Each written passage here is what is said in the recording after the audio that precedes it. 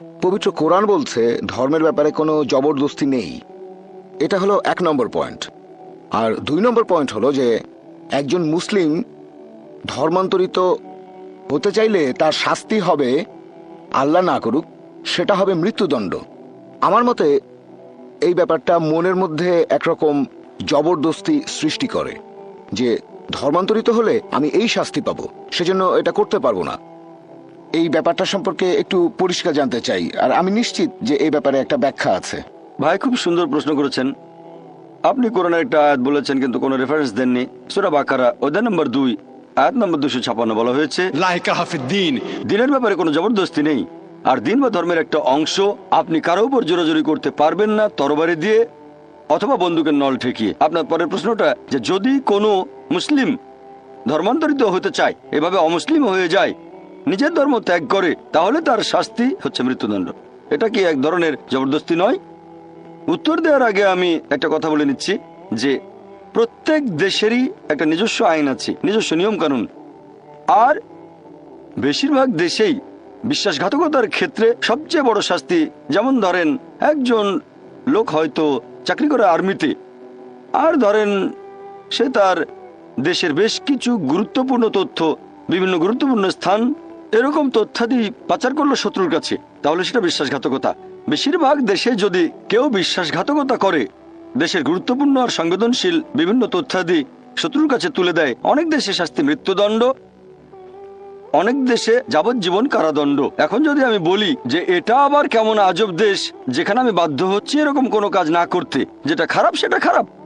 এখন একজন মুসলিম যদি অমুসলিম হয়ে যায়, এই নিয়মটা শুধুমাত্র ইসলামিক দেশে। যদি সেই মুসলিম যে এখন হয়েছে মুরতাদ, সে যদি তার নতুন ধর্ম প্রচার করে আর মানুষকে প্রতারিত করে, এমন হলে তাকে মৃত্যুদণ্ড দেওয়া হবে।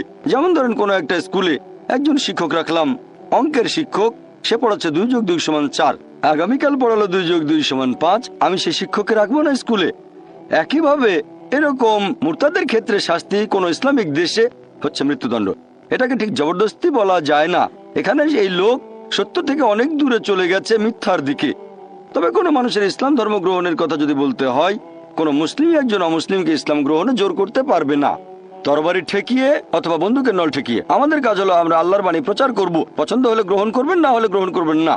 আমাদের দায়িত্ব হলো প্রচার করা। পবিত্র কোরআন বলছে সূরা গাশিয়া অধ্যায় নম্বর 88, আমাদের দায়িত্ব বাণী প্রচার করা, সত্যের বাণী প্রচার করব সবচেয়ে সেরা উপায়ে, হিকমতের সাথে আর সুন্দরভাবে। সবচেয়ে সেরা উপায়ে একজন অমুসলিম ইসলাম গ্রহণ করবে কিনা সেটা আমাদের নিয়ন্ত্রণে নেই। আমরা তরবারি বা বন্দুকের ভয় দেখিয়ে কাউকে ইসলাম গ্রহণে বাধ্য করতে পারবো না। আপনি যেটা বললেন সেটা আলাদা বিষয়, আর সেটা ইসলামিক দেশগুলোতে। যেমন আমি আগেও বলেছি, ধরেন একজন লোক আর্মিতে চাকরি করে দেশের গোপন কিছু তথ্য পাচার করে দিল, এক্ষেত্রে শাস্তিটা হবে একই রকম। আশা করি উত্তরটা পেয়েছেন। হ্যাঁ, ঠিক আছে, বুঝতে পেরেছি।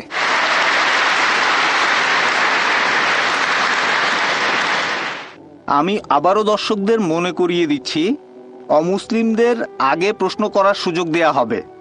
যদি তাদের করা প্রশ্ন আজকের বিষয়ের বাইরেও হয়, তবে সেটা যদি কম্পারেটিভ রিলিজিয়নের উপর হয়ে থাকে আর যদি এই সময়ের সাথে প্রাসঙ্গিক হয়, তাহলে সেই প্রশ্নগুলোরও উত্তর দেয়া হবে অমুসলিমদের ক্ষেত্রে। হ্যাঁ বোন। আমার নাম ক্যারোলিন, আমি একজন সাংবাদিক। আপনার কাছে আমার প্রশ্নটা হলো, ইসলাম ধর্ম কি ক্ষমা করাকে উৎসাহিত করে? হ্যাঁ অথবা না, ইসলাম কি ক্ষমা করাকে উৎসাহিত করে? বোন, আপনি প্রশ্ন করলেন যে ইসলাম ক্ষমা করাকে উৎসাহিত করে কিনা। অবশ্যই করে। আর পবিত্র কোরআনে প্রত্যেক সূরা আরম্ভ হওয়ার আগে একটা কথা আছে, বিসমিল্লাহির রহমানির রহিম, দয়াময় পরম দয়ালু আল্লাহর নামে শুরু করছি। কিন্তু তাহলে হ্যাঁ বোন, আপনার দ্বিতীয় প্রশ্ন। হ্যাঁ, আমার দ্বিতীয় প্রশ্ন হলো, হ্যাঁ, কোনো সমস্যা নেই। ইসলাম কেন সম্মানের হত্যাকে অনুমতি দেয়? সম্মানের হত্যা? হ্যাঁ। এটাতে আপনি কি বোঝাচ্ছেন? মানে কারো ভাইয়ের হত্যার বদলা নিতে হবে, আর সেটা হবে আল্লাহর নামে। প্রশ্নটা আজকের বিষয়ের বাইরে, তবে এটা জানা আমার জন্য জরুরি। আপনি প্রশ্ন করলেন সম্মানের হত্যা মানে কেউ হয়তো একজন মানুষকে হত্যা করলো প্রতিশোধ নেওয়ার জন্য। হ্যাঁ, এটার কথাই বলছেন? হ্যাঁ, আমি বেশ কিছু বই পড়েছি আর অনেক জায়গায় দেখেছি মানুষজন বলছে তাদের অনুমতি আছে অন্য কোনো মানুষকে হত্যা করার, কারণ তাদের ভাইকে আরেকজন মানুষ হত্যা করেছে। বোন খুব সুন্দর প্রশ্ন করেছেন যে ইসলাম যদি ক্ষমা করাকে উৎসাহিত করে তাহলে সম্মানের হত্যার অনুমতি রয়েছে কেন। হ্যাঁ, আপনি খুব এটাই। সুন্দর প্রশ্ন করেছেন বোন। যদি ভালো করে দেখেন পবিত্র কোরআনে বলা হয়েছে সূরা বাকারা অধ্যায় 2 আয়াত নম্বর 178, হাদ শাস্তি এখানে মৃত্যুদণ্ড, আর সেটা হবে কিসাসের ভিত্তিতে। আর আল্লাহ কোরআনে বলেছেন সূরা মাইদা অধ্যায় নম্বর 5 আয়াত নম্বর 32, যদি কেউ কোনো মানুষকে হত্যা করে, হোক সে মুসলিম বা অমুসলিম, যদি সেটা নরহত্যা বা দেশে বিশৃঙ্খলা সৃষ্টির অপরাধে না হয়, তাহলে সে যেন পুরো মানব জাতিকে হত্যা করলো। তাহলে সাধারণ নিয়মে কেউ যদি কোনো মানুষকে হত্যা করে তাহলে সে যেন পুরো মানব জাতিকে হত্যা করলো, শুধুমাত্র দুটো ক্ষেত্র বাদ দিয়ে, যদি সেটা নরহত্যা বা দেশে বিশৃঙ্খলা সৃষ্টির অপরাধ হয়। তাহলে এখানে দুটো ব্যতিক্রম আছে। যেখানে ইসলাম অনুমতি দিয়েছে যে একজন মানুষকে হত্যা করা যাবে, এখানে 1 নম্বর, যদি সেই লোক কোনো মানুষকে হত্যা করে, এটা আপনার প্রশ্নের ভেতরে পড়বে সম্মানের হত্যা। 2 নম্বর হলো যদি সেই লোক কোনো দেশে বিশৃঙ্খলা আর দুর্নীতি সৃষ্টি করে। আবারও এটা কিন্তু বাধ্যতামূলক নয়। যদি কেউ আরেকজনকে হত্যা করে, এটা বাধ্যতামূলক নয় যে তাকে হত্যা করতে হবে। ইসলাম বলছে যে সেই নিহত লোকের আত্মীয় স্বজনেরা যদি রক্তমূল্য নিয়ে হত্যাকারীকে ক্ষমা করে দেয় তাহলে হত্যাকারী কোনো শাস্তি পাবে না। তবে সাধারণ পরিস্থিতিতে যেটা হয়, ধরেন কেউ আরেকজনকে হত্যা করেছে আর আমি চাচ্ছি তার মৃত্যুদণ্ড হোক, কারণ হত্যার অপরাধ, এটা শাস্তি হলো মৃত্যুদণ্ড। আমি আগেও বলেছি যে আগের ধর্মগুলোতে যেমন বাইবেল চোখের বদলে চোখ, দাঁতের বদলে দাঁত, এভাবে চলে এসেছে। এখানে আমরা বুঝতে পারছি যে ধরেন আমি একজন মানুষকে চিনি যে অন্য মানুষকে হত্যা করে, নিরীহ মানুষকে হত্যা করে, তাকে হত্যা না করলে সে তো মানুষদের হত্যা করতে থাকবে। তাহলে এই আইনটা শুধু ইসলাম ধর্মেই নয়, পৃথিবীর বেশিরভাগ দেশে এই আইন আছে। যদি কাউকে হত্যা করা হয়, যদি কেউ কোনো মানুষকে হত্যা করে, দেখবেন অনেক দেশেই হত্যাকারীর মৃত্যুদণ্ড অথবা যাবজ্জীবন কারাদণ্ড হয়। ইসলামে একই, যদি সে কাউকে হত্যা করে প্রয়োজন হলে তাকে হত্যা করা হবে। তবে নিহতের আত্মীয় স্বজনেরা হত্যাকারীকে ক্ষমাও করে দিতে পারে যদি তারা চায়। তারা চাইলে হত্যাকারীকে ক্ষমা করতে পারে, কিন্তু তারা যদি চায় হত্যাকারীকে মৃত্যুদণ্ড দিতে হবে তাহলে মৃত্যুদণ্ড দেওয়া হবে। আর দ্বিতীয় যে কারণে মৃত্যুদণ্ড দেওয়া হয়, যদি সে দেশে দুর্নীতি সৃষ্টি করে। যেমন ধরেন একজন লোক কাউকে ধর্ষণ করলো, ধর্ষণ করা এটা আসলে দেশের মধ্যে দুর্নীতি সৃষ্টি করা। এরকম হলে সেই লোককে মৃত্যুদণ্ড দেওয়া উচিত, কারণ এটা একটা খুবই জঘন্য অপরাধ, এটা খুবই বড় অপরাধ। তাই এখানে মৃত্যুদণ্ড ছাড়া আর কোনো শাস্তি নেই। আমি অনেক অমুসলিমকে এটা জিজ্ঞেস করেছি, আল্লাহ না করুন ধরেন কেউ আপনার মাকে ধর্ষণ করলো আর আপনি সেখানে বিচারক, সেই ধর্ষককে আপনার সামনে আনা হলে আপনি তাকে কি শাস্তি দেবেন? তখন সেই অমুসলিমদের সবাই বলেছে যে আমি তাকে মৃত্যুদণ্ড দেব। অনেকে এরকম বলেছে আমি তাকে যন্ত্রণা দিয়ে হত্যা করব। তাহলে দ্বিমুখী নীতি কেন? আমেরিকাকে এখনকার দিনের সবচেয়ে উন্নত দেশ বলা হয়ে থাকে। FBI এর পরিসংখ্যান অনুযায়ী 1990 সালে প্রতিদিন 1756টা ধর্ষণের ঘটনা ঘটেছে। 1996 সালের পরিসংখ্যান অনুযায়ী US ডিপার্টমেন্ট অফ জাস্টিসের প্রতিদিন 2713টা ধর্ষণের ঘটনা ঘটেছে। 1990 সালে 1756টা, 1996 সালে 2713। হয়তো আমেরিকানদের সাহস বেড়ে গেছে। তার মানে প্রতি 32 সেকেন্ডে আমেরিকাতে একটা ধর্ষণের ঘটনা ঘটছে। আমরা এই অডিটোরিয়ামে আছি প্রায় 3 ঘন্টার মতো। এই সময়ের মধ্যে আমেরিকাতে 300টা ধর্ষণের ঘটনা ঘটে গেছে। ইসলাম ধর্মে হিজাবের বিধান আছে, আমার লেকচার আগেও বলেছি। একজন পুরুষ কোনো মহিলার দিকে তাহলে দৃষ্টি নিচু করবে, মহিলারা ইসলামিক হিজাব পরবে, এই ব্যাপারে আগেও বলেছি। এরপরেও কোনো পুরুষ ধর্ষণ করলে তাকে মৃত্যুদণ্ড দেওয়া হবে। অন্যদিকে আমেরিকান আইন বলছে 7 বছরের সশ্রম কারাদণ্ড। তবে বেশিরভাগ সময় তারা এমনিতেই ছেড়ে দেয়। অমুসলিমদেরকেও যদি জিজ্ঞেস করেন ধর্ষণের শাস্তি কি হবে, সবাই বলেছে শাস্তি হবে মৃত্যুদণ্ড। একবার এক আমেরিকানকে পেয়েছিলাম, খুবই স্মার্ট। সেই আমেরিকান বলেছিল, ভাই জাকির, প্রথমে আমি তাকে 5 বছরের সশ্রম কারাদণ্ড দেব। আমি বললাম, আপনি কি জানেন আমেরিকার পরিসংখ্যান অনুযায়ী যেসব লোক ধর্ষণের মতো অপরাধ করে, কারাদণ্ড ভোগের পর যখন তারা আবার ছাড়া পায় 95%-এর বেশি লোক আবার ধর্ষণ করে। যদি চান আপনার মা মেয়ে ধর্ষিতা হোক, সেটা আপনার ব্যাপার, আমরা সেটা চাই না। সে তখন বলল, এরকম হলে প্রথমবারে মৃত্যুদণ্ড দেব। এই ধরনের ক্ষেত্রে দেশের ভেতরে দুর্নীতি সৃষ্টি যেমন ধর্ষণ ইত্যাদি ইসলাম অনুমতি দিয়েছে, এরকম ক্ষেত্রে মৃত্যুদণ্ড দেওয়া যাবে। আশা করি উত্তরটা পেয়েছেন।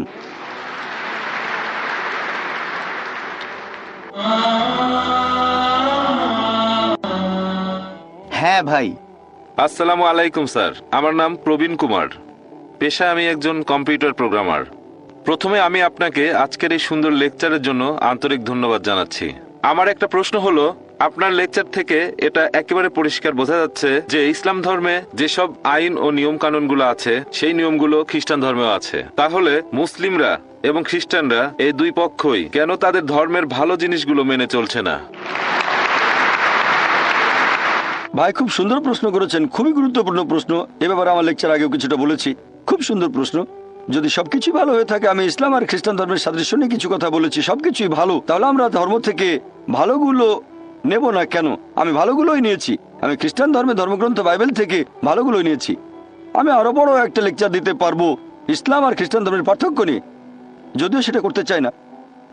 তবে বাইবেলের অনেক কথার সাথে আমি একমত নই, অনেক কিছুই। আর আমি এই ধর্মগ্রন্থ বাইবেলকে সামগ্রিকভাবে আল্লাহর বাণী মনে করি না। আমরা বিশ্বাস করি ইনজিল যেটা নাজিল হয়েছিল যীশু খ্রিস্ট বা ঈসা আলাইহিস সালামের উপর।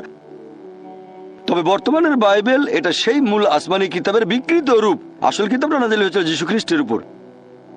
এই বাইবেলে ভালো করে দেখলে বুঝবেন অনেক পরস্পর বিরোধী কথা আছে। এখানে অনেক গাণিতিক ভুলও আছে, বেশ কিছু বৈজ্ঞানিক ভুল আছে। বিতর্ক করেছিলাম ডক্টর উইলিয়াম ক্যাম্বেলের সাথে বিজ্ঞানের আলোকে কোরানো বাইবেল, সেখানে অনেক বৈজ্ঞানিক ভুলের কথা বলেছি। এই বৈজ্ঞানিক ভুল, পরস্পর বিরোধী কথা, এগুলো আল্লাহর বাণী হতে পারে না। বাইবেলের মধ্যে পর্নোগ্রাফিও আছে। যদি সেই কথাগুলো আমাকে বলতে বলেন, কয়েক কোটি টাকা দিলেও আমি সেগুলো মানুষের সামনে বলতে পারবো না। পর্নোগ্রাফি, ইজিকিয়েল অধ্যায় 23 রেফারেন্স দিতে পারি, সমস্যা নেই, তবে সেগুলো বলতে পারবো না, আমি পারবো না। ইসলাম আমাকে সেই অনুমতি দেয়নি। আমি এখানে কি করেছি, আমি কোরআনের দিক নির্দেশনা নিয়েছি। সূরা আলে ইমরান অধ্যায় নম্বর 3 আয়াত নম্বর 64 বলা হয়েছে, তাআলাউ ইলা কালিমাতিন সাওয়াইন বাইনানা ওয়া বাইনাকুম। এসো সেই কথায় যে আমাদের ও তোমাদের মধ্যে এক। কমন জিনিসগুলো মেনে চলতে আমরা রাজি আছি। যেগুলো কমন না সেগুলো নিয়ে পরে আলোচনা করা যাবে। বিভিন্ন ধর্মের বক্তারা যখন কোনো অনুষ্ঠানে আলোচনা করেন, তাদের সেই কথাগুলোর সাথে আমি একমত নই। প্রথমে খ্রিস্টান ধর্মের বক্তা বলবে সব ধর্মই ভালো, ইসলাম ভালো, খ্রিস্টান ধর্ম ভালো, হিন্দু ধর্ম ভালো। তারপর হিন্দু বক্তা এসে বলবে ইসলাম ধর্ম ভালো, খ্রিস্টান ধর্ম ভালো, হিন্দু ধর্ম ভালো। এরপর মুসলিম বক্তা বলবে ইসলাম ধর্ম ভালো, খ্রিস্টান ধর্ম ভালো, হিন্দু ধর্ম ভালো। আমি একটা প্রশ্ন করব, ওই খ্রিস্টান ধর্মযাজক কি খ্রিস্টান ধর্ম ত্যাগ করে ইসলাম গ্রহণ করবে যদি দুটো ধর্ম এক হয়? উত্তর হবে না। হিন্দু পুরোহিত কি ধর্ম ত্যাগ করে খ্রিস্টান হয়ে যাবে? উত্তর হবে না। মুসলিম বক্তা কি ধর্ম ত্যাগ করে হিন্দু হয়ে যাবে? উত্তর হবে না। এই কথাগুলো আসলে লোক দেখানো। আমি এখানে কি করি, লোকজনকে বলি অন্তত এটা মেনে নেন, এই পৃথিবীতে একটা আসমানি কিতাব একেবারে 100% আল্লাহর বাণী। এ কথায় কেউ আপত্তি করবে না। হিন্দুরা বলবে ঠিক আছে, আমাদের ধর্মগ্রন্থ বেদকে ঈশ্বরের বাণী বলে মেনে নিতে আমাদের কোনো আপত্তি নেই, 100% ঠিক। খ্রিস্টানরা তখন বলবে আমাদের কোনো সমস্যা নেই, বাইবেলকে ঈশ্বরের বাণী বলে মানতে আমাদের কোনো আপত্তি নেই। অন্যদিকে মুসলিমরা বলবে পবিত্র কোরআনকে আল্লাহর বাণী বলে মানতে আমাদের কোনো আপত্তি নেই। এবারে পৃথিবীর প্রধান ধর্মগ্রন্থগুলোর মধ্যে যেগুলো কমন সেগুলো বেছে নেন। যেটা কমন অন্তত সেই কথাগুলো মেনে নেন। সব প্রধান ধর্মই বলছে আল্লাহ তাআলা কেবলমাত্র একজন, বলছে মূর্তি পূজা করা ঠিক না। সবগুলো প্রধান ধর্মগ্রন্থই বলছে সর্বশেষ আর চূড়ান্ত নবী আসবেন, তিনি হলেন মুহাম্মদ সাল্লাল্লাহু আলাইহি সাল্লাম। এভাবে আমি বলি অন্তত যেগুলো কমন সেগুলো মেনে চলেন আপনারা। সবগুলো প্রধান ধর্মের শালীনতার কথা বলছে, এমনকি হিন্দু ধর্ম। এর আগের বার যখন দুবাইতে এসেছিলাম গত বছর, সেবার লেকচার দিয়েছিলাম হিন্দু ধর্ম আর ইসলামের সাদৃশ্য নিয়ে। হিন্দু ধর্ম বলছে ঈশ্বর কেবলমাত্র একজন, মূর্তি পূজা করা নিষিদ্ধ, মুহাম্মদ সাল্লাল্লাহু আলাইহি ওয়াসাল্লাম পৃথিবীতে আসবেন। নবী মুহাম্মদ সাল্লাল্লাহু আলাইহি সাল্লামের কথা হিন্দু ধর্মগ্রন্থে কয়েকশো জায়গায় বলা হয়েছে।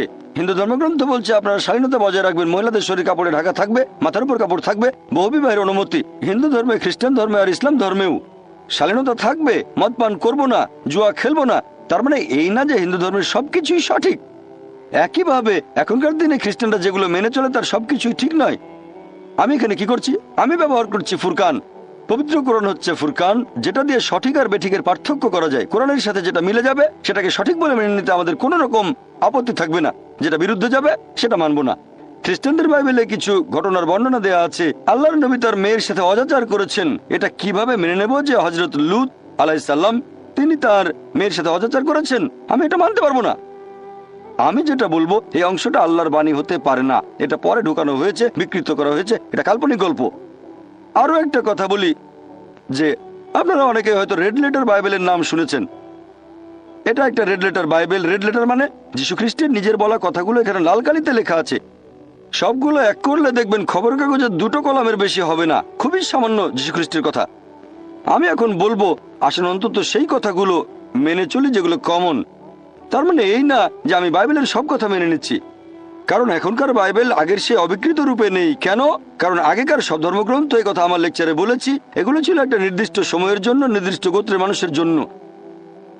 এখন আমরা মেনে চলবো সর্বশেষ চূড়ান্ত আসমানি কিতাব অর্থাৎ পবিত্র কোরআন এবং সর্বশেষ চূড়ান্ত নবী মুহাম্মদ সাল্লাল্লাহু আলাইহি সাল্লামকে। হতে পারে আপনি জন্মেছেন ভারতে বা পাকিস্তানে, আমেরিকায়, যুক্তরাজ্যে, আরব আমিরাত বা সৌদি আরবে। আমরা মেনে চলবো সর্বশেষ চূড়ান্ত কিতাব পবিত্র কোরআন এবং সর্বশেষ চূড়ান্ত নবী মুহাম্মদ সাল্লাল্লাহু আলাইহি সাল্লামকে। আপনি ভালো জিনিসগুলো নেওয়ার কথা বললেন, আমি খ্রিস্টান ধর্মের ভালো জিনিসগুলো নিয়েছি। ইসলাম ধর্মের কথা যদি বলতে হয়, আমার জানা মতে এখানে কোনো খারাপ কিছু নেই। আপনি বের করে দেখান, তারপর আমি সেটার উত্তর দেব। আমি সবাইকে চ্যালেঞ্জ করছি, পবিত্র কোরআনে মাত্র একটা আয়াত দেখান যেটা মানবতার বিরুদ্ধে যায়। মুসলিমদের ভুল নিয়ে কথা বলবেন না, আমি এখানে মুসলিমদের নিয়ে বলছি না, আমি কথা বলছি ইসলাম ধর্মের পক্ষে। ইসলামকে বুঝতে চাইলে মুসলিমদের দেখবেন না, দেখবেন পবিত্র কোরআন এবং সহিহ হাদিস, আমাদের নবীর কথা। আমি সবাইকে চ্যালেঞ্জ করছি, কোরআন বা হাদিসের এমন একটা কথা দেখান যেটা মানবতার বিরুদ্ধে যায়। কিছু কথা শুনে আপনার মনে হতে পারে সেটা ভুল কথা, কারণ আপনি অনেক কম জানেন, পৃথিবীর অনেক পরিসংখ্যানই জানেন না। তবে ইনশাআল্লাহ আপনার কাছে ভুল মনে হলে সেটা স্বচ্ছন্দে আমাকে বলতে পারেন, আমি তারপর ব্যাখ্যা দেওয়ার চেষ্টা করব যে ইসলামে সেটা কেন আছে, সেটার কারণ আর তার পেছনের হিকমা। আশা করি উত্তরটা পেয়েছেন। আমাদের প্রশ্নোত্তর পর্ব চলতে থাকবে। এবারের প্রশ্ন সামনের মাইকের পুরুষদের মধ্য থেকে। আসসালামু আলাইকুম ডক্টর নায়েক, আমার নাম নবী, আমি পেশায় একজন ইঞ্জিনিয়ার। খ্রিস্টানদের বাইবেলে অধ্যায় 53 এখানে একজন নিপীড়িত দাসের কথা বলা হয়েছে, যে দাস কষ্ট ভোগ করেছে, অত্যাচারিত, ক্ষতবিক্ষত, যে মারা গেছে, সে তার জীবন দিয়েছে মানুষ জাতির সবার করা পাপ কাজের জন্য। আপনি কি আমাদের বলবেন এখানে ঈশ্বরের এই দাস আসলে কে? ধন্যবাদ। ভাই বাইবেলের উদ্ধৃতি দিলেন বুক অব আইজায়া যে আল্লাহর একজন রাসূল আসবেন, তিনি মানুষের পাপের জন্য মারা যাবেন ইত্যাদি এরকম কথা। খ্রিস্টানদের মধ্যে অনেকে এরকম মনে করে যে এখানে যীশু খ্রিস্টের কথা বলা হয়েছে, অনেকেই মনে করে। ভাই আপনি এটাও দেখতে পারেন, বাইবেলে বলা হয়েছে বুক অব ইজেকিয়েল অধ্যায় নম্বর 18 অনুচ্ছেদ 20 বলা হয়েছে যে ব্যক্তি পাপ করবে সে মারা যাবে। অনেকে এটার উদ্ধৃতি দেন যে ব্যক্তি পাপ করবে সে মারা যাবে। তবে মিশনারিরা এখানে থেমে যান না, এখানেই শেষ না। পুরো অনুচ্ছেদটা বলছে যে ব্যক্তি পাপ করবে সে মারা যাবে। পিতা তার পুত্রের পাপের শাস্তি ভোগ করবে না, পুত্র তার পিতার পাপের শাস্তি ভোগ করবে না। ভালো লোকের ধার্মিকতা তার নিজের হাতে, মন্দ লোকের কাজও তার নিজের হাতে। তবে সেই মন্দ লোক যদি বদলে গিয়ে সরল পথে চলে আসে তাহলে সে মরবে না। তাহলে পাপ অন্যের ঘাড়ে দেওয়া যায় না। এটা আসলে চার্চের বানানো কথা, এটা আদি পাপের গল্প। চার্চ এই আদি পাপ সম্পর্কে বলে যে আদম এবং হাওয়া তারা শান্তিতে থাকুন, তারা নিষিদ্ধ ফল খেয়েছিলেন, সে কারণে মানুষ পাপের ভেতরে জন্ম নেয়। এই কারণে নাকি আল্লাহ পাঠিয়েছেন তার প্রিয় পুত্রকে, জাতপুত্র যীশু খ্রিস্ট আলাইহিস সালামকে। তারপর গসপেল অফ জন অধ্যায় 3 অনুচ্ছেদ 16 ঈশ্বর পৃথিবীকে এত ভালোবাসেন যে তিনি তার একমাত্র জাতপুত্রকে দিলেন, যে তাকে বিশ্বাস করবে সে বিনষ্ট হবে না বরং অনন্ত জীবন পাবে। আমি সংক্ষেপে বলার চেষ্টা করছি, খ্রিস্টানরা এটা বিশ্বাস করে। এবার আমি আদি পাপের বিষয়টা নিয়ে বলছি। এই আদি পাপের কথা বাইবেলের কোথাও খুঁজে পাবেন না আপনারা, এটা প্রচার করছে খ্রিস্টান চার্চ। বুক অব ইজেকিয়েল অধ্যায় 18 অনুচ্ছেদ 20 বলছে যে ব্যক্তি পাপ করবে সে মারা যাবে। পিতা তার পুত্রের পাপের শাস্তি ভোগ করবে না, পুত্রও তার পিতার পাপের শাস্তি ভোগ করবে না। মন্দ লোকের মন্দ কাজ তার সাথে, ভালো লোকের ধার্মিকতা তার নিজের হাতে। তবে সেই মন্দ লোক যদি বদলে গিয়ে সরল পথে চলে আসে সে তাহলে মরবে না। তাহলে এটার ভিত্তিতে ইজেকিয়েল অধ্যায় 18 অনুচ্ছেদ 20 এটা আদি পাপের যুক্তিকে খণ্ডন করে, যেটা প্রচার করে থাকে চার্চ। পবিত্র কোরআনে বলছে একজন মানুষ অন্য আরেকজনের পাপের শাস্তি ভোগ করবে না, অন্য কেউ শাস্তি পাবে না। পাপের দায়ভার হস্তান্তর করা যায় না। হাওয়া আদমকে নিষিদ্ধ ফল খেতে প্ররোচিত করেছিলেন, আদম নিষিদ্ধ ফল খেলেন, তারা দুজনে শান্তিতে থাকুন। আদম আলাইহিস সালামকে আমাকে জিজ্ঞেস করেছিলেন সেই ফল খাবার আগে? জিজ্ঞেস করেছিলেন না। তাহলে আমি দায়ী হব কেন? আমাকে জিজ্ঞেস করলে যদি সম্মতি দিতাম তাহলে আমাকে পাকড়াও করতে পারতেন। এখন আদম আলাইহিস সালাম নিষিদ্ধ ফল খাওয়ার আগে আমাকে জিজ্ঞেস করেননি, তাহলে আমাকে দায়ী করা হবে কেন? আল্লাহ এরকম অবিচার করবেন কিভাবে? আল্লাহ পবিত্র কোরআনে বলেছেন সূরা নিসা অধ্যায় 4 আয়াত নম্বর 40 আল্লাহ সুবহানাহু ওয়া তাআলা তার বান্দার উপর অনুপরিমাণে জুলুম করেন না, পাপ অন্যের উপর দেওয়া যায় না। এখন আপনি হয়তো বলবেন এখানে যীশু খ্রিস্টের কথা বলা হয়েছে, এটা পুরোপুরি ভুল। আর যীশু খ্রিস্টের সম্পর্কে খ্রিস্টানদের চার্চ এরকম প্রচার করে যে ঈশ্বর পৃথিবীকে এত ভালোবাসেন যে তার একমাত্র জাতপুত্রকে দিলেন। আপনারা যদি বাইবেল ভালো করে পড়েন তাহলে বাইবেলে ঈশ্বরের অনেক পুত্রের কথাই আছে। বলা হয়েছে ইব্রাহিম ছিলেন ঈশ্বরের পুত্র, ইফরাম ছিলেন ঈশ্বরের পুত্র, আইজায়া ঈশ্বরের পুত্র। যেসব মানুষ ঈশ্বরের বাণী প্রচার করতে এসেছেন তারা হলেন ঈশ্বরের পুত্র। বাইবেলে ঈশ্বরের অনেক পুত্র আছে। তবে খ্রিস্টানরা বলে যে না না, যীশু খ্রিস্ট একেবারে সাধারণ কোনো পুত্র নন, তিনি হলেন জাতপুত্র।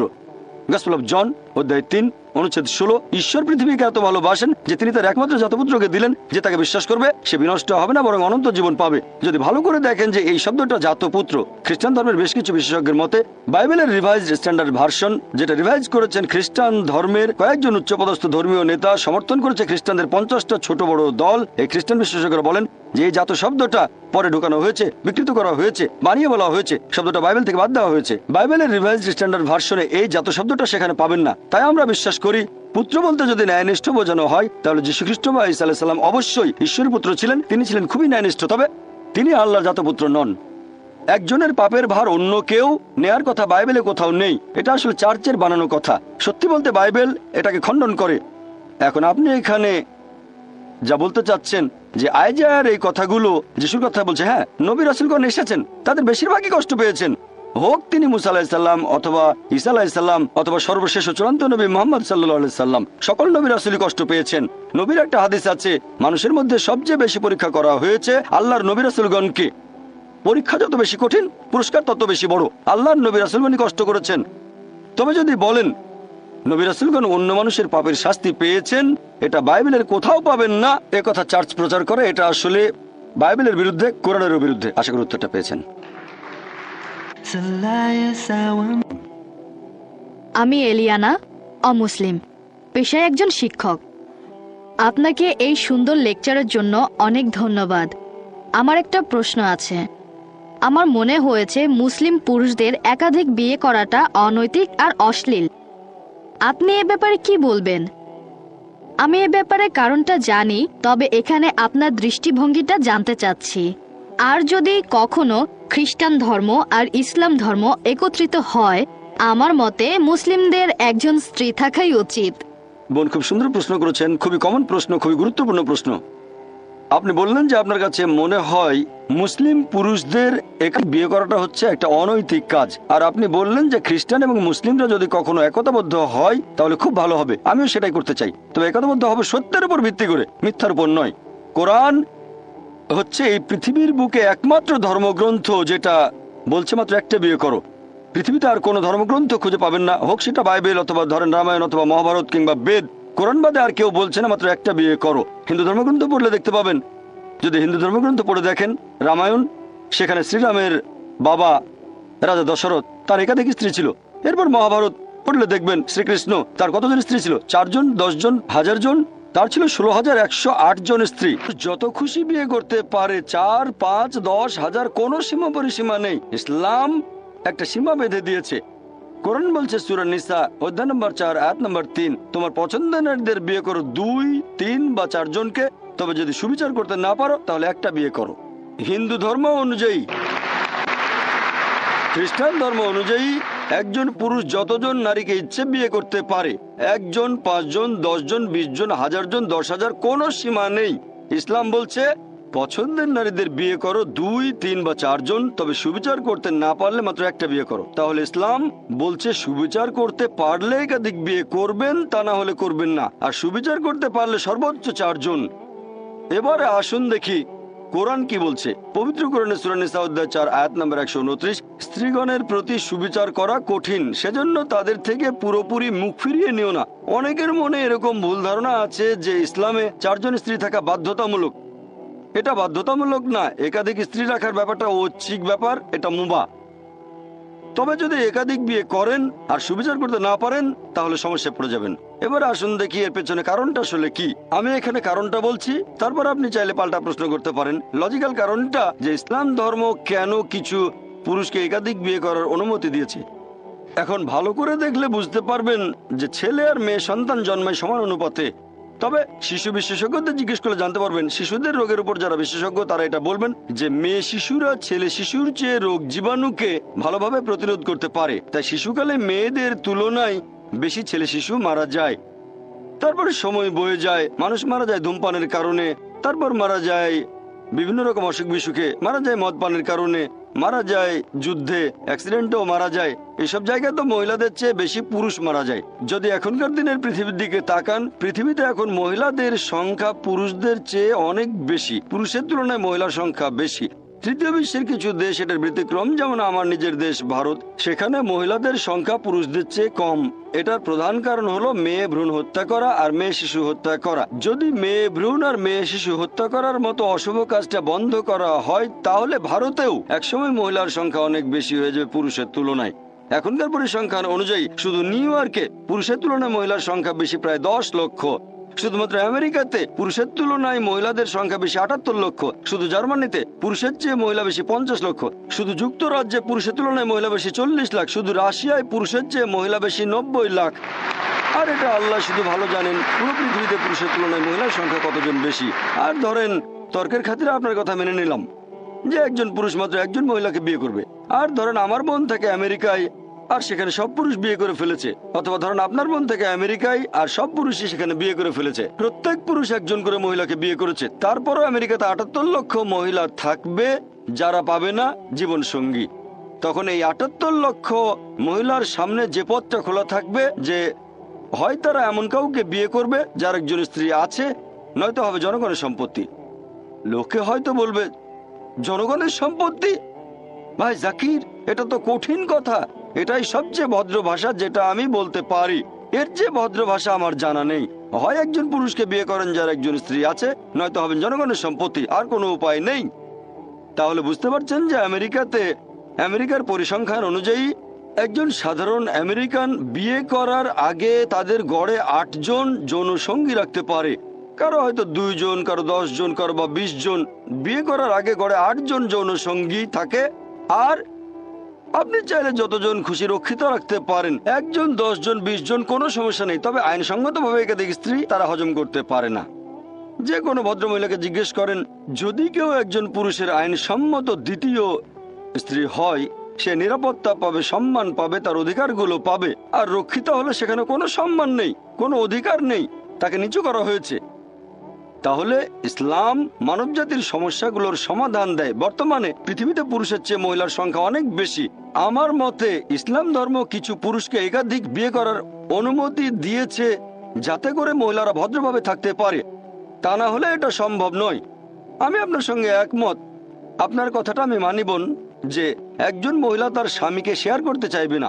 আমি আপনার সঙ্গে একমত, মহিলারা স্বামীকে শেয়ার করতে চাইবে না কখনোই। আর সাধারণ পরিস্থিতিতে কোনো মহিলা চাইবে না যে তার স্বামী আরেকটা বিয়ে করুক। তবে ইসলামিক শরিয়া বলছে একটা বড় ক্ষতি ঠেকানোর জন্য ছোট ক্ষতি হওয়া ভালো। একজন ভালো মুসলিম মহিলা যে পৃথিবীর অবস্থা জানেন, সে এই ছোট ক্ষতি মেনে নিতে আপত্তি করবে না। মানে স্বামীকে শেয়ার করা যাতে বড় ক্ষতি ঠেকানো যায়, অর্থাৎ আরেকজন বোনকে যেন জনগণের সম্পত্তি না হতে হয়। হ্যাঁ বোন, আর কিছু বলবেন? আমি এটাকে অনৈতিক বলছি, কারণ যে মহিলার একাধিক পুরুষ সঙ্গী থাকে সে একজন খারাপ মহিলা, কিন্তু একজন পুরুষের একাধিক স্ত্রী থাকলে সেখানে কোনো সমস্যা নেই, তাই না? এই প্রশ্নটা খুব সুন্দর বোন। আপনি প্রশ্ন করলেন যে কোনো পুরুষের একাধিক স্ত্রী থাকলে সে কি ভালো মানুষ? না, একজন পুরুষের একাধিক স্ত্রী থাকলে কোনো সমস্যা নেই, তবে একাধিক স্ত্রী থাকলেও সে খারাপ হতে পারে। যেমন ধরেন আমেরিকায় কারো রক্ষিতা আছে, হয়তো 4 জন, 5 জন, অথবা 10 জন। এমনকি ভারতেও সে একজন ভালো লোক না। তবে সে যদি হয় আইনসম্মত স্ত্রী, যদি সে বিয়ে করে, বিয়ের সময় তাকে প্রাপ্য অধিকারগুলো দেওয়া হবে, মোহর দেওয়া হবে, একই সময় সুবিচার করা হবে, তাহলে সে ভালো মানুষ। তবে আপনার পাল্টা প্রশ্ন যে মহিলারা কেন একাধিক পুরুষকে বিয়ে করতে পারে না, ঠিক এটাই তো আপনার প্রশ্ন, যে মহিলারা কেন একাধিক বিয়ে করতে পারে না, এই তো? আসলে আমি বলতে চাচ্ছি, যদি মহিলাদের সংখ্যা কমে যায় আর পুরুষের সংখ্যা বেড়ে যায়, তাহলে একজন মহিলার 2-3 জন স্বামী থাকতে পারে। সুন্দর প্রশ্ন করেছেন। যে যদি এরকম হয়, তবে আল্লাহ সুবহানাহু ওয়া তাআলা আমাদের সৃষ্টিকর্তা, তিনি অনেক ভালো জানেন আমাদের চেয়ে, তিনি আমাদের স্রষ্টা। এখানে কারণটা হচ্ছে আল্লাহ মহিলাদের শক্ত করে বানিয়েছেন। মহিলারা মেডিকেলি পুরুষের চেয়ে অনেক বেশি শক্ত। এটা কি জানেন? আমি একজন মেডিকেল ডাক্তার। মেডিকেলি মহিলারা পুরুষের চেয়ে অনেক বেশি দিন বাঁচে। আমরা ভাবি পুরুষের শক্তি বেশি, শরীরের জোরটা একটু বেশি, তবে মেডিকেলি মহিলাদের শক্তি বেশি। মহিলারা অনেক দিন বেশি বাঁচে। মহিলাদের গড়ায়ু পুরুষের আয়ুর চেয়ে কয়েক বছর বেশি। শিশুকালও মেয়েরা তুলনায় কম মারা যায়। এবার আপনার প্রশ্নটা নিয়ে বলি, যে ইসলাম পুরুষদের অনুমতি দিয়েছে তারা একাধিক বিয়ে করতে পারে, কিন্তু এখানে মহিলাদের একাধিক বিয়ের অনুমতি দেওয়া হয়নি কেন? কারণটা হচ্ছে, একজন পুরুষের যদি একাধিক স্ত্রী থাকে, যদি সন্তান জন্ম নেয়, আপনি সহজেই বুঝতে পারবেন সেই সন্তানের বাবাকে আর মাকে। তবে একজন মহিলার যদি একাধিক স্বামী থাকে, যদি সন্তান জন্ম নেয়, তাহলে মাকে খুঁজে পাবেন, বাবাকে বের করতে পারবেন না।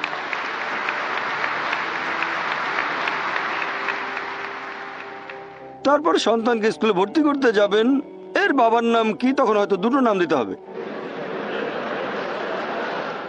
এখন মেডিকেল বিজ্ঞান অনেক উন্নত হয়েছে, যেমন ডিএনএ, জেনেটিক কোডিং। এখন বলতে পারবো বাবাকে আর মাকে। এখন সেটা আগে সম্ভব ছিল না। ইসলাম পৃথিবীতে আছে শরণাতীতকাল থেকে। এটাই একমাত্র কারণ নয়, এছাড়াও আরো কিছু কারণ আছে। প্রাকৃতিকভাবে মহিলাদের তুলনায় পুরুষের যৌন তাড়না বেশি। তৃতীয়ত, একজন পুরুষ একাধিক স্ত্রী নিয়ে থাকতে পারবে, কিন্তু মহিলাদের জন্য একাধিক স্বামী থাকাটা কঠিন হবে, কারণ মহিলাদের মাসে রজস্রাব হবে, এমন সময় মানসিকতা বদলে যেতে পারে। এসব কারণে একাধিক স্বামী রাখাটা কঠিন হয়ে যাবে। এছাড়াও এখনকার দিনের বিজ্ঞান আমাদের বলে যে একজন পুরুষের যদি একাধিক যৌনসঙ্গী থাকে আর তাদের প্রতি বিশ্বস্ত থাকে, যেমন একজনের যদি একাধিক স্ত্রী থাকে, একাধিক যৌনসঙ্গী থাকে, আর তারা সবাই যদি একে অন্যের প্রতি বিশ্বস্ত থাকে, তাহলে সেই পুরুষের অথবা সেই মহিলার কোনো রকম যৌনবাহিত রোগ হবে না। তবে একজন মহিলার যদি একাধিক যৌনসঙ্গী থাকে, যদি তার একাধিক স্বামী থাকে, তাহলে তাদের যৌনবাহিত রোগ হবে। প্রথমে রোগটা সেই মহিলার হবে, তারপর সেই রোগ তার স্বামীদের মধ্যে ছড়িয়ে পড়বে। তাই মেডিকেলি এটা ভালো নয় যে একজন মহিলার একাধিক স্বামী থাকতে পারে। আশা করি উত্তরটা পেয়েছেন। Good evening doctor Zakir. আমার নাম মেরিল ডিসুজা, বোম্বে থেকে এসেছি। প্রথমেই আপনার এই সুন্দর লেকচারের জন্য অনেক ধন্যবাদ। আরেকটা কথা না বলেই পারছি না, গত কয়েক বছর ধরে আমি টেলিভিশনে মোটামুটি নিয়মিতভাবে আপনার লেকচারগুলো শুনি। কলেজে ভর্তি হবার পরে আমি আপনার লেকচারগুলোর সাথে পরিচিত হই। আজকে আমি আপনাকে একটা প্রশ্ন করতে চাই। তার আগে আমি দুইটা বিষয়ে কথা বলবো। আপনি আজকের লেকচারে বলেছেন, একটা হলো ঈশ্বরের সাথে কাউকে শরিক করা, এটা পাপ কাজ, এটা সবচাইতে বড় পাপ। দ্বিতীয় বিষয়টা হলো প্রার্থনা করার নিয়ম।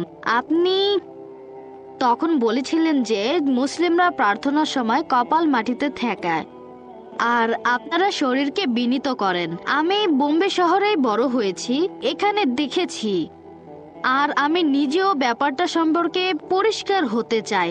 সেটা হলো দরগা বা মাজারের বিষয়টা। মুসলিমরা সেখানে যায়, এই ব্যাপারে আপনি কি বলবেন?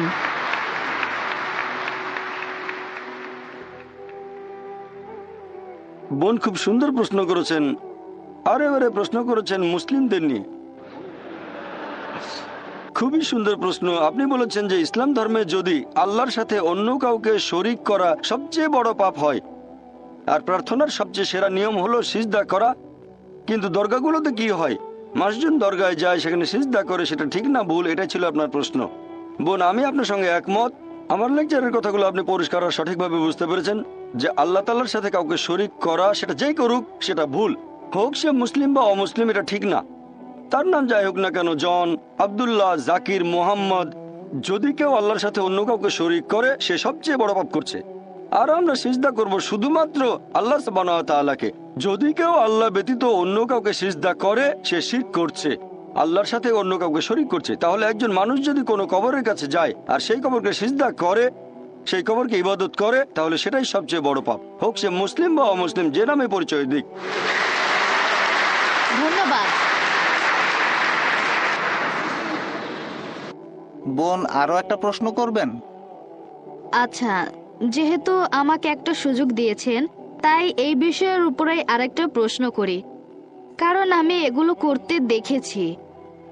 আর আপনি বললেন যে কোনো মানুষ, হোক সে মুসলিম, খ্রিস্টান বা হিন্দু, যেই করুক এটা শিরক। এখন আপনার কাছে আমার প্রশ্ন যে, আমি যেমনটা দেখেছি এরকম প্রচুর আছে, আমরা সবাই তাদেরকে জানি মুসলিম হিসেবে, এরা দরগায় যায়। এখন এই ব্যাপারে আপনি কি বলবেন?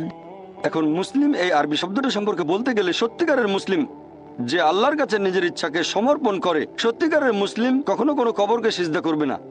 আমি বিষয়টা জানি, বলবো না যে ভুল বলেছেন, আপনি ঠিকই বলেছেন।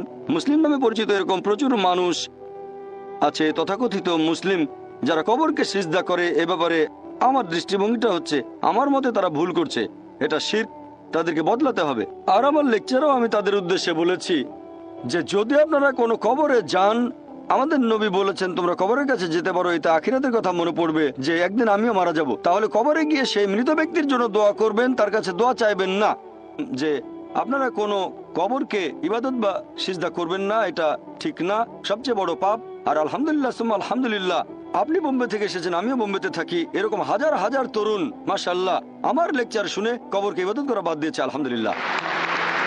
আশা করি উত্তরটা পেয়েছেন। আমার নাম লি, আমি একজন ছাত্র। আপনি আপনার লেকচারে বললেন যে যীশু খ্রিস্ট মুসলিম ছিলেন কারণ তিনি ঈশ্বরের কাছে আত্মসমর্পণ করেছেন। আমরা জানি যে যীশু খ্রিস্ট মদ পান করেছিলেন, 5 ওয়াক্ত নামাজ পড়েননি, তিনি শুধুমাত্র আল্লাহর কাছে আত্মসমর্পণ করেছিলেন। তাহলে সেই একই যুক্তি দিয়ে আমি বলতে পারি আহলে কিতাবীদের যে কেউ খ্রিস্টান বা ইহুদি এরা আসলে মুসলিম, কারণ তারাও আল্লাহর কাছে নিজের ইচ্ছাকে সমর্পণ করেছে। ভাই আপনার প্রশ্নটা যদি আমি ঠিকমতো বুঝে থাকি, আপনি বললেন যে একজন মানুষ হোক সে খ্রিস্টান বা ইহুদি, আল্লাহর কাছে আত্মসমর্পণ করলে সে মুসলিম। হ্যাঁ, কারণ আপনি বলেছেন যিশু মুসলিম ছিলেন, একই ভাই যুক্তি। আমি আপনার সাথে একমত। যদি কেউ আল্লাহর কাছে আত্মসমর্পণ করে তাহলে আরবিতে তাকে বলা হবে মুসলিম। তবে তার আগে আপনাকে জানতে হবে আল্লাহ আমাদের কি নির্দেশ দিয়েছেন। যদি অন্য কিছু ভেবে থাকেন, যদি এমন ধর্মগ্রন্থ পড়েন যেটা আল্লাহর বাণী নয়, আর মনে করেন আমি আল্লাহর কাছে আত্মসমর্পণ করেছি, এমন ধর্মগ্রন্থ মেনে চলছেন যেটা আল্লাহর বাণী নয়, তাহলে আপনি সত্যিকারের মুসলিম নন। তাহলে প্রথমে আপনাকে দেখতে হবে আল্লাহ আমাদের কি নির্দেশ দিয়েছেন। আপনি যদি পৃথিবীর প্রধান প্রধান ধর্মগ্রন্থগুলো পড়ে তুলনা করেন, তাহলে আপনি দেখবেন সেই সাথে ব্যবহার করবেন যুক্তি আর বিজ্ঞান। একমাত্র যে ধর্মগ্রন্থটা পরীক্ষায় পাশ করবে এই সর্বশেষ আর চূড়ান্ত টেস্টামেন্ট। যদি ওল্ড টেস্টামেন্ট আর নিউ টেস্টামেন্ট বলে কিছু থেকে থাকে, তাহলে এটা হল লাস্ট টেস্টামেন্ট। এখন যদি আপনি সত্যি আল্লাহর কাছে আত্মসমর্পণ করতে চান, প্রথমে আপনাকে বুঝতে হবে যে সত্যিকারের আল্লাহ কে, তিনি আমাদের কি নির্দেশ দিয়েছেন, এরপর আপনি তার কাছে আত্মসমর্পণ করবেন। সেজন্য আমি কথাটা এইভাবে বলি, সত্যিকারের মুসলিম হলো সেই লোক যে আল্লাহ তাআলার নির্দেশগুলো মেনে চলে। এখন যীশু খ্রিস্ট বা ঈসা আলাইহিস সালাম ছিলেন আল্লাহ তাআলার রাসূল, তার উপর ওহী নাজিল হয়েছিল, অবশ্যই তিনি আল্লাহর ইচ্ছা পূরণ করেছেন। এখনকার দিনেও যদি একজন খ্রিস্টান, ধরে নেন আজকের লেকচারে যে বিষয়টা, অন্তত আসেন সেগুলো আমরা মেনে চলি যেগুলো আপনাদের আর আমাদের ধর্মগ্রন্থে এক। ধরেন আপনি বললেন বাইবেল ঈশ্বরের বাণী, আমি বললাম কোরআন আল্লাহ তাআলার বাণী। তাহলে আসেন অন্তত কমন জিনিসগুলো আমরা মেনে চলি, পার্থক্যগুলো একপাশে রেখে দিই। আপনাদের বাইবেল বলছে এক ঈশ্বরে বিশ্বাস করো, আপনি যদি ট্রিনিটিতে বিশ্বাস করেন তাহলে বাইবেলের বিরুদ্ধে যাচ্ছেন। ট্রিনিটি শব্দটা বাইবেলের কোথাও বলা নেই, তবে শব্দটা কোরআনে আছে। পবিত্র কোরআনে সূরা নিসা অধ্যায় 4 আয়াত নম্বর 171, वला तकुलू सलासा। তোমরা তিন বলো না। যদি আপনি ট্রিনিটি বিশ্বাস করেন তাহলে বাইবেলের বিরুদ্ধে যাচ্ছেন। এরপর বাইবেলে আরো আছে যে তোমরা মূর্তি পূজা করবে না। বাইবেল বলছে তোমরা সর্বশেষ আর চূড়ান্ত নবীকে বিশ্বাস করবে। যীশু খ্রিস্ট নিজের মুখে বলেছেন গসপেল অফ জন অধ্যায় 16 অনুচ্ছেদ 12 থেকে 14, তোমাদেরকে বলার মতো আমার অনেক কথা আছে, তোমরা সেগুলো এখন সহ্য করতে পারবে না, কারণ যখন সত্যের আত্মা আসবে সে তোমাদের সত্যের পথে নিয়ে যাবে। সে নিজে থেকে কিছু বলবে না, যে কথাগুলো শুনবে সেগুলোই বলবে। সে তোমাদের ভবিষ্যতের কথা বলবে, সে আমাকে মহিমান্বিত করবে। যদি আপনি সত্যিই বাইবেলের অনুসারী হন, তাহলে সর্বশেষ আর চূড়ান্ত নবী মুহাম্মদ সাল্লাল্লাহু আলাইহি সাল্লামকে মেনে চলবেন। তার মানে পবিত্র কোরআন মেনে চলবেন আর আমাদের নবীর কথাগুলো। তাহলে যদি পবিত্র কোরআন আর নবীর কথাগুলো মেনে চলেন, আপনি হবেন মুসলিম। আমি আমার লেকচারে বলেছি আসুন আমরা সেগুলো মেনে চলি যেটা কমন। পার্থক্যগুলো এ ব্যাপারে আমি আগেও বলেছি, আমি বাইবেলের কয়েকশো পরস্পর বিরোধী কথা নিয়ে লেকচার দিতে পারি, তবে সেটা করতে চাই না। একবার একজন একটা বই লিখেছিলেন আমেরিকাতে, ডক্টর উইলিয়াম ক্যাম্বেল, যে পবিত্র কোরআনে 30টা বৈজ্ঞানিক ভুল আছে। আমি শিকাগোতে গিয়ে তার সাথে বিতর্ক করলাম, তার সবগুলো অভিযোগ খণ্ডন করলাম। তারপর আমি বাইবেল থেকে 38টা বৈজ্ঞানিক ভুলের কথা বললাম, তিনি একটার উত্তর দিতে পারেননি। আমি এই ভুলগুলো আল্লাহ সুবহানাহু ওয়া তাআলার উপর চাপাতে পারি না। প্রথমে আমাদের দেখতে হবে কোন গ্রন্থটা আসলে আল্লাহর বাণী, তারপর সেটা মেনে চলবো। যদি আমি তর্কের খাতিরে এটা মেনেও নেই বাইবেল হচ্ছে আল্লাহর বাণী, সেক্ষেত্রেও আপনি মেনে চলবেন সর্বশেষ আর চূড়ান্ত নবী মুহাম্মদ সাল্লাল্লাহু আলাইহি সাল্লামকে। আসেন দুটো ধর্মগ্রন্থ যেগুলো কমন সেটা মেনে চলি, আর আজকে থেকে শুরু করে এইগুলো মেনে চলা, কমন জিনিসগুলো মানবো। আশা করি উত্তরটা পেয়েছেন। হ্যাঁ ভাই। গুড ইভিনিং ডক্টর, আমার নাম ড্যানিয়েল, একজন ছাত্র। পবিত্র কোরআনের 7 নম্বর সূরার 54 নম্বর আয়াতে বলা হয়েছে যে আল্লাহ আকাশমণ্ডলী আর পৃথিবী সৃষ্টি করেছেন 6 দিনে। আর 41 নম্বর সূরা আয়াত 9 থেকে 12 পরিষ্কারভাবে বলা হয়েছে যে আল্লাহ তাআলা আকাশমণ্ডলী আর পৃথিবী সৃষ্টি করেছেন 8 দিনে। আপনি এ ব্যাপারে কি বলবেন? ভাই যে প্রশ্নটা করলেন, এটা করে থাকেন খ্রিস্টান মিশনারিরা পবিত্র কোরআনের বিরুদ্ধে। আর কোরআনের অনেক জায়গায় বলা হয়েছে যে আল্লাহ আকাশমণ্ডলী আর পৃথিবী সৃষ্টি করেছেন 6 দিনে। আপনি যেটার কথা বলছেন অধ্যায় নম্বর 41 আয়াত 9 থেকে 12, আপনি বলছেন কোরআন নাকি বলছে আকাশ আর পৃথিবী সৃষ্টি হয়েছে 8 দিনে। এই 8 শব্দটা কোরআনে কোথাও বলা হয়নি। কি বলা হয়েছে সেটাই বলছি। পবিত্র কোরআন বলছে যে আল্লাহ সুবহানাহু ওয়া তাআলা আকাশমণ্ডলী আর পৃথিবী সৃষ্টি করেছেন। যারা এটাকে অস্বীকার করে, কিছু মানুষ অস্বীকার করবেই, এরা হচ্ছে তারা যারা শিরক করে। এরপরে আরো বলা হয়েছে আল্লাহ তাআলা পৃথিবীকে সৃষ্টি করলেন 2 দিনে, আর জনাব আরিফ জুলফার সৃষ্টি করলেন পৃথিবীর বিভিন্ন উপাদান, পাহাড় পর্বত, অন্যান্য উপাদান মোট 4 দিনে। এরপর 41 অধ্যায়ের 11 নম্বর আয়াত, সুম্মা, এটার বেশিরভাগ অনুবাদী বলছে তারপরে। এটার আরো অনেক অর্থ হয় তারপর আল্লাহ তাআলা আকাশমণ্ডলী সৃষ্টি করলেন 2 দিনে। এখন সাধারণভাবে মানুষ বলবে 2 যোগ 4 যোগ 2 সমান সমান 8। তবে 8 শব্দটা কোরআনে নেই। আল্লাহ আকাশমণ্ডলী সৃষ্টি করেছেন 2 দিনে। এখন যে কোরআন সম্পর্কে জানে সে উত্তর দিতে পারবে, তবে যদি কারো ভাষা জ্ঞান থাকে সে ভুল পথে চলে যেতে পারে। আর পবিত্র কোরআন বলছে যারা এই আয়াত দিয়ে মানুষকে ভুল পথে নিয়ে যেতে চায় তারা আল্লাহ তাআলার সাথে অন্য কাউকে শরীক করছে। তাহলে আল্লাহ তাআলা জানেন যে অনেকে এই আয়াত ব্যবহার করে মানুষকে ভুল পথে পরিচালিত করবে। এবার উত্তরটা বলছি। উত্তরটা হচ্ছে আল্লাহ তাআলা পৃথিবী সৃষ্টি করেছেন 2 দিনে। পৃথিবীর গাছপালা পাহাড় পর্বত সমান অনুপাতে মোট 4 দিনে। সুম্মা, আরবি সুম্মা শব্দের আরেকটা মানে হচ্ছে একই সাথে। এর একটা মানে হলো তারপর হতে পারে, একসাথেও হতে পারে। তাহলে একই সাথে আল্লাহ সুবহানাহু ওয়া তাআলা আকাশমণ্ডলী সৃষ্টি করেছেন 2 দিনে। যেমন ধরেন আমি আপনাকে বললাম আমি একটা বড় বিল্ডিং তৈরি করব 30 তলা উঁচু মোট 6 মাসে। এটাই আমার কথা। এখন আপনি যদি খুঁটিয়ে দেখেন যে আমি সেই বিল্ডিং এর ভেতরটা তার মানে তৈরি করব ফাউন্ডেশন 2 মাসে, আর স্ট্রাকচার সেখানে 4 মাস, পুরো 30 তলা। একই সাথে যখন তৈরি করছি ফাউন্ডেশন তখন কম্পাউন্ডের প্রাচীরও তুলে ফেললাম 2 মাসে। তাহলে যখন আমি ফাউন্ডেশন তৈরি করছি একই সাথে প্রাচীর তুলছি আমি, তার মানে এই না যে 2 যোগ 4 যোগ 2 সমান 8 মাস। অর্থাৎ যখন ফাউন্ডেশন তৈরি করছি তখন একই সাথে আমি কম্পাউন্ডের প্রাচীরও তুলছি। তাহলে আমার বিল্ডিংটা তৈরি হচ্ছে 6 মাসে, 8 মাসে না। আর একই সাথে আল্লাহ তাআলা বলেছেন যখন তিনি পৃথিবী সৃষ্টি করলেন একই সাথে আকাশমণ্ডলীও সৃষ্টি করলেন। এখন 2 দিনে পৃথিবী আর একই সাথে আল্লাহ আকাশমণ্ডলীও সৃষ্টি করলেন। সেজন্য আল্লাহ পবিত্র কোরআনে বলেছেন সূরা আম্বিয়া অধ্যায় নম্বর 21 আয়াত নম্বর 30, أولم يرى الذين كفروا অবিশ্বাসীরা কি এটা দেখে না أن السماوات والأرض كانت رتقا ففتقناهما। আকাশমণ্ডলী ও পৃথিবী ওতপ্রোতভাবে মিশেছিল, আমি তাদের আলাদা করে দিলাম। তাহলে আল্লাহ পৃথিবী আর আকাশমণ্ডলী সৃষ্টি করেছেন একই সাথে, ففتقناهما। আমি তাদের আলাদা করে দিলাম। এখানে আসলে বিগ ব্যাং এর কথা সংক্ষেপে বলা হয়েছে। এখন বিগ ব্যাং থিওরি আমাদের বলে যে পুরো বিশ্ব জগৎ প্রথমে ছিল একটা বিন্দু, তারপর বিস্ফোরণে সবকিছু আলাদা হয়ে গেল, তারপর তৈরি হলো গ্যালাক্সি, নক্ষত্র, বিভিন্ন গ্রহ, পৃথিবী, আমরা এখন যেখানে আছি।